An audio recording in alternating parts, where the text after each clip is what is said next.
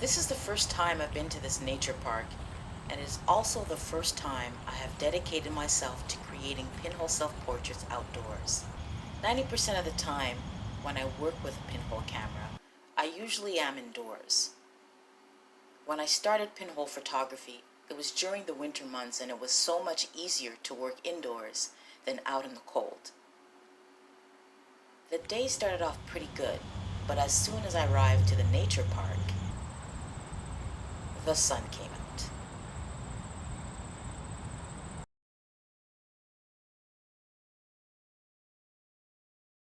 My conclusions of the day. I was very disappointed because this morning the day started off great.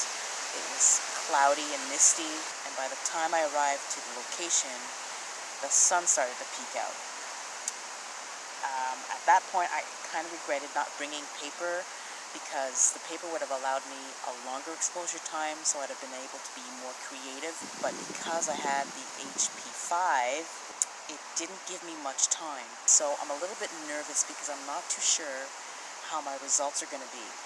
I'm so used to long exposure times that are 3 minutes and higher that when I'm seeing exposure times that are 3 or 4 seconds, it really makes me nervous. I'm like, I don't think it's going to work. It's not enough time.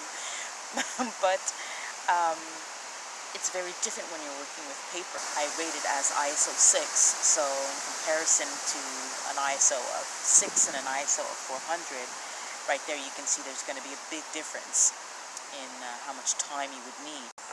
Aside from that, it was an interesting day. It was quite exciting because I've never really done pinhole photography in this type of environment before.